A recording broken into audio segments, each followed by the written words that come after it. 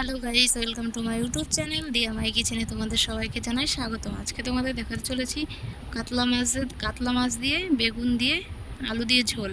কিছু কাতলা মাছ নিয়ে নিয়েছি। কাতলা মাছগুলো হলুদ লবণ মাখিয়ে নিয়েছি।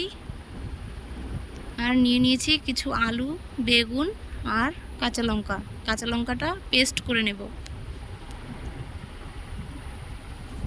তারপর কড়াই বসিয়ে কড়াইতে তেল দিয়ে দেব। তেল গরম হয়ে গেছে। এবার আগে থেকে লবণ হলুদ মেখে রাখা মাছগুলি দিয়ে দেব।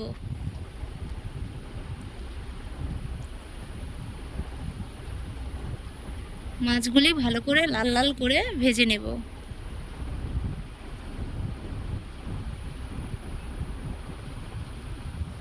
মাছগুলি ভাজা হয়ে গেছে, এবার নামিয়ে নেব। সেই তেলে আগে থেকে কেটে রাখা আলুগুলো দিয়ে দেব। আলুগুলো দিয়ে ভালো করে নাড়াচাড়া করে লাল লাল করে ভেজে নেব। তারপর পরিমাপ মতন লবণ দেব, পরিমাপ মতন হলুদ দেব। কিছুক্ষণ নেড়ে চেড়ে নেব।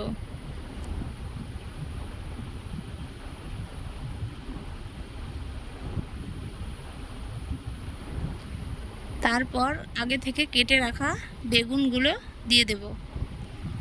বেগুনগুলো দিয়ে কিছুক্ষণ ভেজে নেব।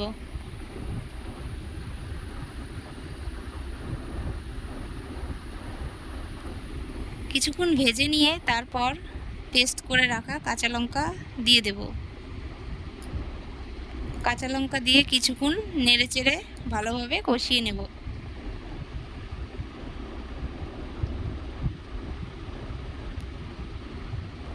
ভালোভাবে কষানো হয়ে গেছে।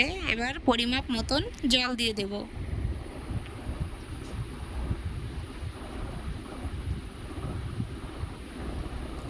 তারপর কিছুক্ষণ ফুটিয়ে নেব। কিছুক্ষণ ফুটে গেলে আগে থেকে ভেজে রাখা কাতলা মাছ দিয়ে দেব। মাছগুলো দিয়ে কিছুক্ষণ ভালোভাবে ফুটিয়ে নেব।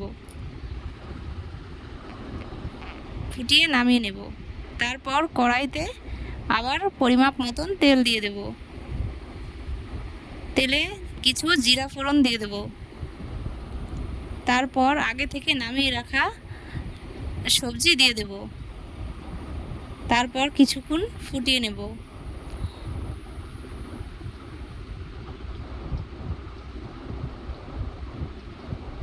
ঝোল শুকিয়ে এলে আগে থেকে ভেজে রাখা ভাজা জিরে গুঁড়ো দিয়ে দেব। ভাজা জিরে গুঁড়ো দিয়ে কিছুক্ষণ ফুটিয়ে ধনেপাতা দিয়ে দেব। ধনেপাতা দিয়ে কিছুক্ষণ ফুটিয়ে নেব। কিছুক্ষণ ফুটিয়ে নামিয়ে নেব। যদি রেসিপিটি ভালো লেগে থাকে তাহলে একটি লাইক, কমেন্ট, শেয়ার, সাবস্ক্রাইব করতে ভুলবেন না। ধন্যবাদ।